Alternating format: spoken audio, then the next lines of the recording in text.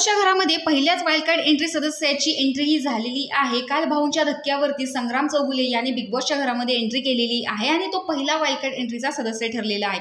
तर घरात आल्याच बिग बॉसने त्याला एक स्पेशल ॲडव्हान्टेज दिलेला होता। इथेच एक न्यू ट्विस्ट आलेला होता, तो होता नॉमिनेशन टास्क। या नॉमिनेशन टास्कमध्ये संग्रामला घरातला जो सदस्य नॉमिनेट करायचा आहे त्याचं बरोबर रिझन देऊन निकषानुसार त्याला त्या स्विमिंग पूलमध्ये ढकलून द्यायचं होतं। तर याच्यामध्ये त्याने ज्यावेळेस आर्याला सांगितलं त्यावेळेस आर्याने स्वतःहून उडी मारलेली होती, त्यानंतर अंकिताने मारली, त्याच्यानंतर वैभवने सुद्धा स्विमिंग पूलमध्ये उडी मारली।